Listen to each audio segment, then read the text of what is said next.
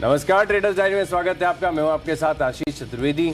और नमस्कार, मैं हूं आपके साथ कुशल गुप्ता। थर्सडे का दिन है और बाजार किस तरह से आज रिएक्ट करेंगे ये तो देखना काफ़ी ज़्यादा इंटरेस्टिंग रहेगा।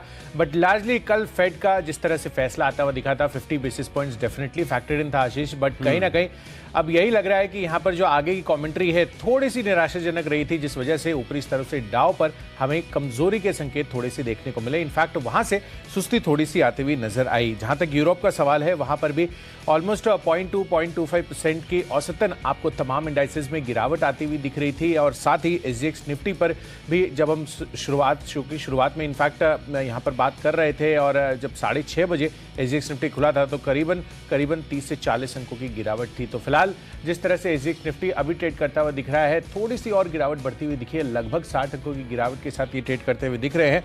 बट लार्जली आज बहुत ही मिक्स्ड बैग रिएक्शन रहने वाला है, क्योंकि FIIs की तरफ से लगातार दूसरे दिन हम देख रहे हैं, भले ही छोटा अमाउंट बट खरीदारी हो रही है कैश मार्केट में।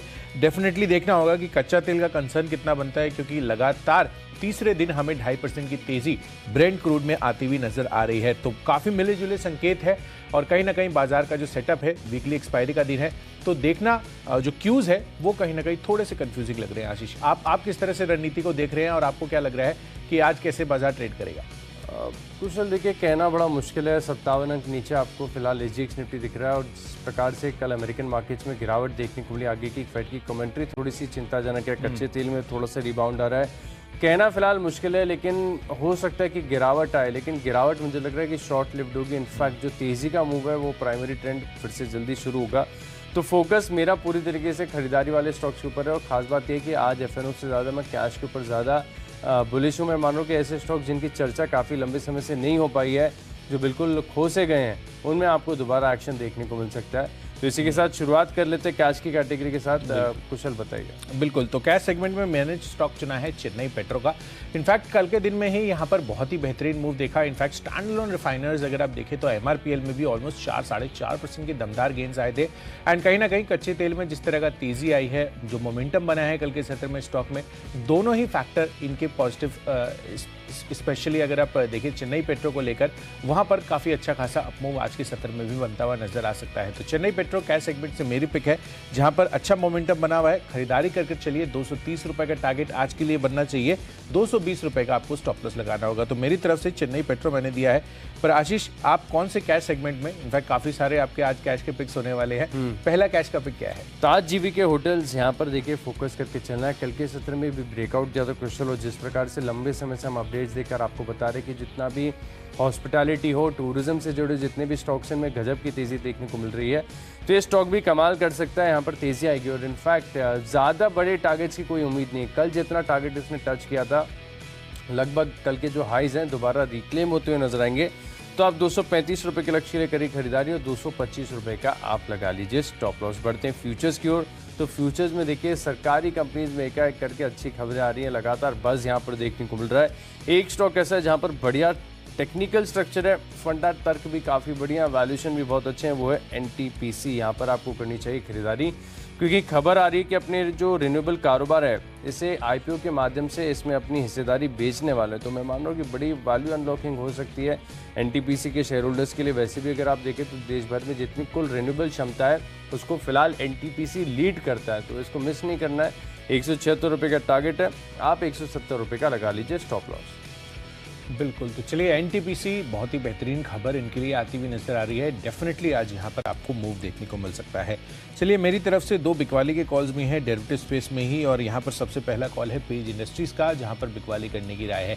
कल भी हम देख रहे थे कि 3-3.5% का डाउनवर्ड मूव इस काउंटर पर आता हुआ दिखा था, और कहीं ना कहीं थोड़ा लग रहा है मार्केट में कि जो वैल्यूएशन का ओवरबर्डन है वो यहाँ पर प्रॉफिटेबिलिटी के रूप में आता हुआ दिख रहा है। तो प्रॉफिट बुकिंग हो रही है।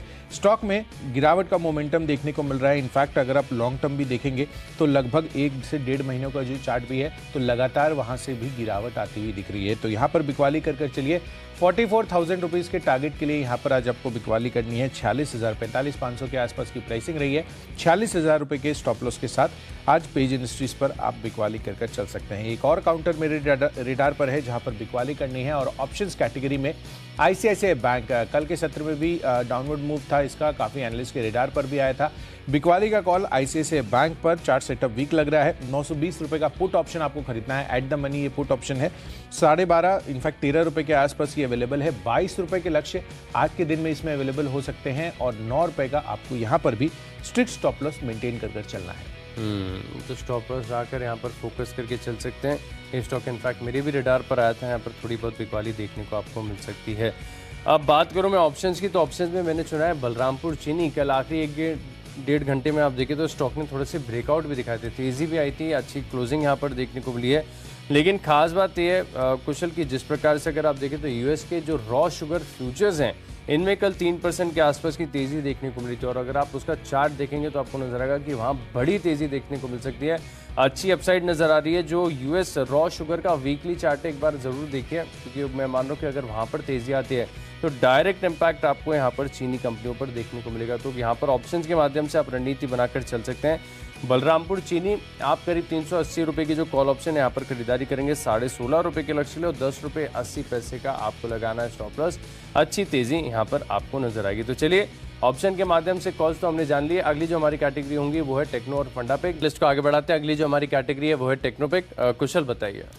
देखिए आशीष, टेक्निकल चार्ट्स पर गेल ये काउंटर है जो रेडार पर आ रहा है। कल भी आप देखिए ऑलमोस्ट 3% के दमदार गेंस के साथ यहाँ पर ट्रेडिंग होती हुई दिखी थी, और क्लोजिंग भी ऑलमोस्ट उसी लेवल्स पर आकर बंद होती हुई दिखी थी। तो कहीं ना कहीं मुझे लग रहा है कि यहाँ पर जिस तरह का मोमेंटम है, जो चार्ट सेटअप है, वो काफ़ी सपोर्टिव रह सकता है आज के बाजारों में भी, और कच्चे तेल में भी तेज़ी है। तो गेल पर फोकस रखकर चले, यहाँ पर अच्छी तेज़ी बन सकती है। 101 रुपये के टारगेट आज के लिए आ सकते हैं। 94 रुपीज़ के स्टॉप लॉस के साथ आप इस काउंटर में ट्रेड कर चलें। टेक्निकली जो स्टॉक मुझे पसंद है वो है आदित्य बिरला सन लाइफ AMC। ये स्टॉक इनफैक्ट पहली बारी मैं इसको कवर कर रहा हूँ ट्रेडर्स डायरी में। जिस प्रकार के टेक्निकल्स हैं, मैं मान रहा हूँ यहाँ पर फोकस करके चलना चाहिए। अच्छी तेज़ी आपको देखने को मिल सकती है। अगर आप स्टॉप लॉस के साथ ट्रेड करेंगे तो और भी बेहतर है। तो ABSL AMC ये जो कोड है इसको आज टेक्नोपिक के तौर पर चुनने का कारण ये है कि वीकली चार्ट पर अगर आप स्विच करके देखेंगे, थोड़ा सा आप जूम आउट करेंगे, तब आपको नजर आएगा कि एक अच्छा सा वीकली चार्ट पर डबल बॉटम फॉर्मेशन हो चुका है। तो इस फॉर्मेशन के बाद यहाँ पर ब्रेकआउट देखने को मिलेगा, तो जिसके चलते मैं मान रहा हूँ तेज़ी यहाँ पर देखने को मिल सकती है। फिलहाल आपको ये मिल रहा है 460 रुपये के करीब। आप 490 रुपये के लक्ष्य के लिए धीरे धीरे यहाँ पर खरीदारी करके चल सकते हैं, और अपनी एपेटाइट के अनुसार, क्योंकि जो स्टॉप लॉस मुझे टेक्निकल तौर पर मिल रहा है काफ़ी दूर का है, वो मैं रिकमेंड नहीं कर सकता हूँ। तो 450 रुपये का आप लगा लीजिए स्टॉप लॉस, या फिर अपनी एपेटाइट के अनुसार 490 से 500 रुपये तक के लक्ष्य जो है आपको ABSL AMC में देखने को मिल सकते हैं। तो स्टॉक के ऊपर रखेंगे खास नज़र। बढ़ते हैं फंडा पिक की ओर। तो फंडा पिक के लिहाज से आज मेरे पास कुछ ज़्यादा था नहीं कुशल, तो मैंने चुन ली ब्रोकरेज हाउस की रिपोर्ट SBI लाइफ। यहाँ पर अच्छी रिपोर्ट आ रही है, लगातार रिपोर्ट्स आ रही है, मुझे पता है। इसके चलते थोड़ा सा कन्विक्शन है यहाँ पर। CLSA की आज रिपोर्ट आई है जहाँ पर खरीदारी किराए को बरकरार रखा है, लेकिन जो लक्ष्य है वो आप देखिए 1600 से सीधे बढ़ाकर 1650 कर दिया। अभी मिल रहा है स्टॉक आपको केवल 1270 रुपये में, यानी अपसाइड काफ़ी ज़्यादा है, और हम ज़्यादा बड़ी तेज़ी की उम्मीद भी नहीं लगा रहे। अगले 3 महीने में करीब करीब 10% तक के रिटर्न यहाँ पर आपको देखने को मिल सकते हैं। तो 3 महीने का व्यू बनाइए, हो सकता है कि इससे पहले लक्ष्य हासिल हो जाए, लेकिन 1400 रुपये के लक्ष्य के लिए सेफ बेट है। गिरते चढ़ते बाजार में आप यहाँ पर फोकस करके चलेंगे फंडा पिक के तौर पर SBI लाइफ।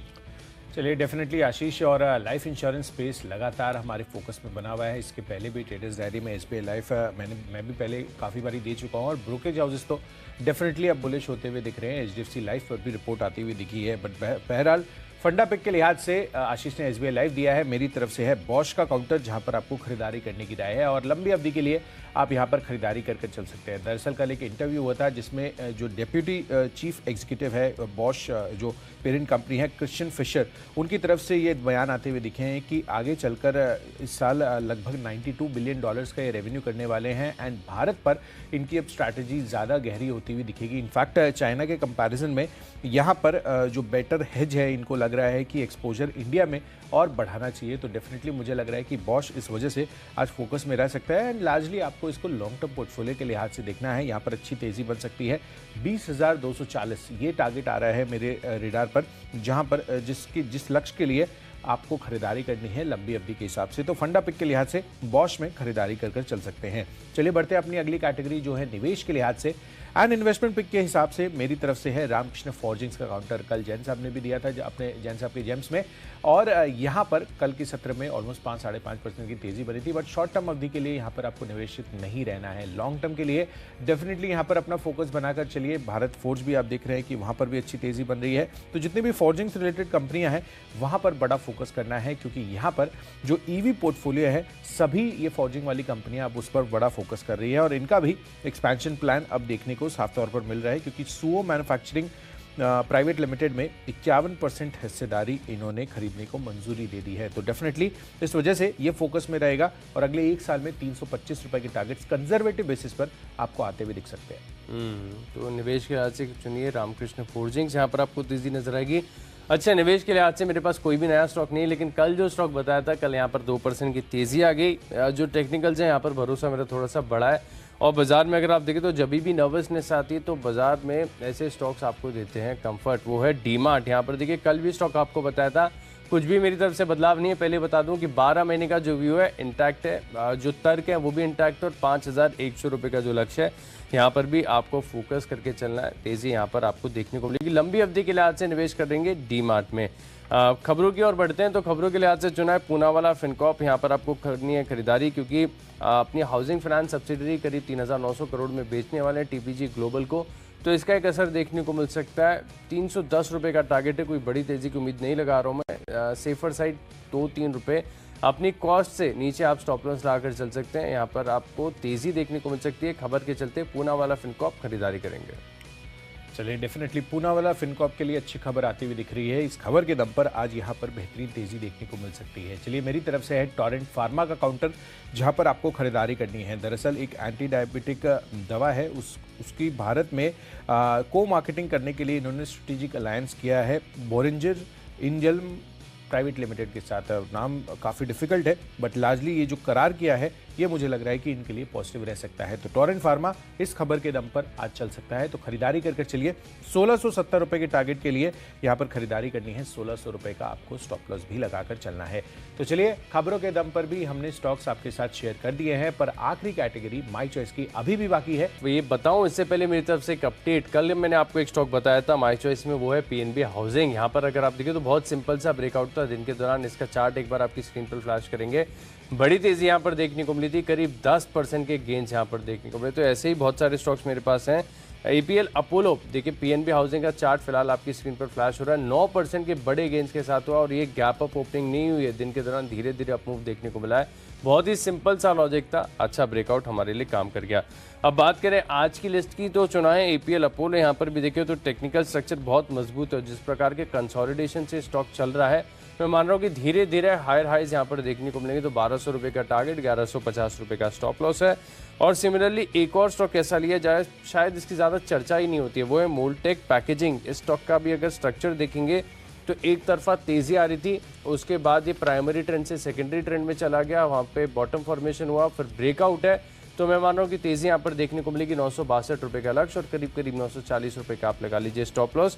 और आखिरी स्टॉक वो है जो कल मैंने बताया था, यहाँ पर टारगेट भी हासिल हो गए थे। CESC यहाँ पर रखिएगा खास फोकस, कल 81 रुपये के पार गया है, लेकिन आज अपने टारगेट्स को फिर से कर रहा हूँ रिवाइज। 81 होने के बाद ये 80 रुपये 30 पैसे के आसपास की क्लोजिंग इसने दी है। और तर्क तो वही है जो कल मैंने आपको बताया था कि वीकली चार्ज पर डबल बॉटम फॉर्मेशन बन रहा है, पैटर्न कंप्लीट नहीं हुआ है, पैटर्न अंडर कंस्ट्रक्शन है। तो 82-83 रुपये के लक्ष्य करें खरीदारी, और 78 रुपये का लगाइए स्टॉप लॉस। चलिए, डेफिनेटली तो CSC यहाँ पर भी फोकस रखना है। अच्छी तेजी आज भी बढ़ती हुई नजर आ सकती है। चलिए, माई चॉइस कैटेगरी में मेरी तरफ से भी तीनों के तीनों खरीदारी के कॉल हैं, जिसमें सबसे पहला है वर्लपूल का काउंटर।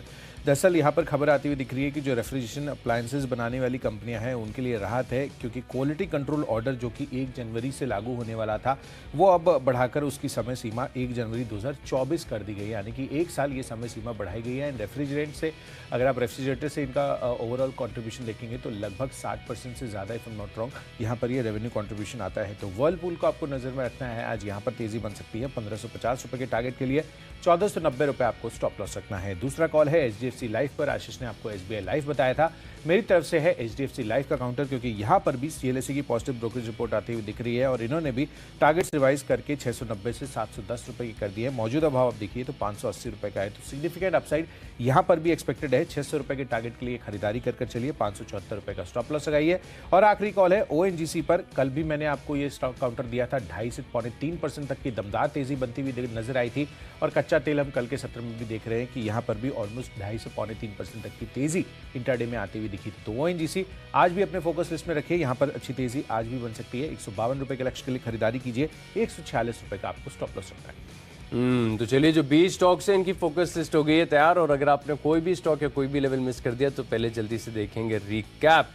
कैश का स्टॉक है लिस्ट में ताज GVK होटल्स 235 रुपए का लक्ष्य, NTPC 176 रुपए के लक्ष्य के लिए फ्यूचर में करेंगे खरीदारी और ऑप्शन के माध्यम से खरीदना है बलरामपुर चीनी 380 रुपए की कॉल ऑप्शन, क्योंकि US रॉ शुगर के फ्यूचर्स में देखें तो 3% की तेजी आई है और US रॉ शुगर का जो चार्ट है वो भी बहुत बढ़िया है, इसको जरूर देखना है। टेक्निकली पसंद आ रहा है। आदित्य बिरला सन लाइफ AMC यहाँ पर वीकली चार्ज पर डबल बॉटम फॉर्मेशन है, 490 रुपए का लक्ष्य है। फंडामेंटली SBI लाइफ और निवेश के लिहाज से कन्विक्शन बना हुआ है अनडिस्प्यूटेड डीमार्ट, यहाँ पर 5100 रुपए का लक्ष्य है। खबरों का असर देखने को मिलेगा पूनावाला फिनकॉप में। APL अपोलो और मोल्टेक पैकेजिंग, ये दो स्टॉक टेक्निकली बढ़िया लग रहे हैं। और CSC कल यहाँ पर लक्ष्य हासिल हो गए थे, आज रिवाइज कर रहा हूँ, 82 से 83 रुपए के लक्ष्य के लिए करेंगे खरीदारी। इन 10 स्टॉक्स में मेरा कन्विक्शन सबसे ज्यादा है टेक्नोपिक, आदित्य बिरला, सन लाइफ, AMC। यहाँ पर वीकली चार्ज पर देखें तो बढ़िया स्ट्रक्चर बना हुआ है, 490 रुपए के लक्ष्य के लिए खरीदारी करेंगे। चलिए, मेरी तरफ से है कैश सेगमेंट में चेन्नई पेट्रो का काउंटर। कल भी बेहतरीन तेजी दिखाए थे, कच्चे तेल में भी तेजी है, खरीदारी कर चलिए। पेज इंडस्ट्रीज कल के सत्र में भी चार्ट स्ट्रक्चर कमजोर थे, इसके आज फर्दर डाउनवर्ड मूवमेंट बना सकता है। ICICI बैंक यहाँ पर भी चार्ट सेटअप वीक लग रहे हैं, इसका at the money put option आपको खरीद कर चलना है। गेल का चार्ट स्ट्रक्चर बेहद मजबूती के साथ कल भी ट्रेड करता हुआ नजर आया था और दिन के हाई पॉइंट पर क्लोजिंग थी, यहाँ पर खरीदारी कर चलिए। बॉश यहाँ पर डेप्यूटी चीफ एग्जीक्यूटिव का जो बयान आता हुआ दिखा है कि भारत में अपना एक्सपोजर ये बढ़ा सकते हैं, डेफिनेटली अगले 1 साल के लिए 20,240 रुपए के लक्ष्य आते हुए दिख सकते हैं। निवेश के लिहाज से रामकृष्ण फॉर्जिंग्स अच्छा लग रहा है। साथ ही खबरों के दम पर टोरेंट फार्मा में आज अच्छी तेजी बन सकती है और माई चॉइस कैटेगरी में वर्लपूल, HDFC लाइफ और साथ ही ONGC में आपको खरीदारी करनी है। और इन सब में आज का बेस्ट पिक बन रहा है बॉश। इनफैक्ट यहाँ पर चाइना को छोड़ जो अपना एक्सपोजर है भारत में बढ़ा सकते हैं deputy chief executive Bosch parent के यहाँ पर आते हुए दिख रहे हैं बयान। तो डेफिनेटली मुझे लग रहा है कि यहाँ पर अच्छी तेजी इस आधार पर बन सकती है, बॉश में खरीदारी कर चले। तो चलिए, हमने आपको सभी स्टॉक्स और उनके लेवल्स का रिकैप तो करके बता दिया है, पर एक बार SGX निफ्टी पर भी नजर डाल लेते हैं कि वहां पर किस तरह का अभी ट्रेंड बना हुआ है। 60 अंकों की गिरावट के साथ यहां पर कारोबार करते हुए दिख रहे थे SGX निफ्टी। फिलहाल आप देखिए तो यहां पर अब गिरावट और थोड़ी बढ़ती हुई दिख रही है, 70 अंकों की गिरावट है। तो लार्जली अब यही है कि जो फेड की कमेंट्री आई है 50 बेसिस पॉइंट्स, तो हम गिरावट एक्सपेक्ट करके चल ही रहे थे, पूरा का पूरा बाजार इस पर ही नजर टिकाए हुए थे। तो जो कमेंट्री आ रही है वो थोड़ी सी निवेशकों को निराशाजनक लगी है, बट हमारे बाजार वीकली एक्सपायरी के दिन किस तरह से रिएक्ट करते हैं, इस पर सभी संकेतों को समझने के लिए सीधे चलते हैं शेयर बाजार लाइव में। यहाँ पर नेहा और साथ ही अनिल सर के पास। अनिल सर थोड़ी देर में हमारे साथ जुड़ेंगे, फिलहाल नेहा हमारे साथ जुड़ चुकी हैं। Neha, good morning. Good morning Kushal, good morning Ashish. Very rightly pointed, जो सुबह की जितनी भी स्ट्रेंथ डाउ और नैस्डैक फ्यूचर्स में थी वो पूरी तरह से गवा चुके हैं। इनफैक्ट 34,000 के नीचे आ गया और SGX निफ्टी इसकी भी गिरावट गहराती दिख रही है। तो फिलहाल ग्लोबल मार्केट से तो अच्छे संकेत नहीं है, लेकिन हमारे मार्केट्स में खासतौर से बैंक निफ्टी में जो मजबूती का ट्रेंड है, क्या वो आज जारी रहेगा? वीकली एक्सपायरी कहाँ होती है, पूरे एक्शन पर रहेगी नजर। शुरुआत करते हैं शेयर बाजार लाइव की।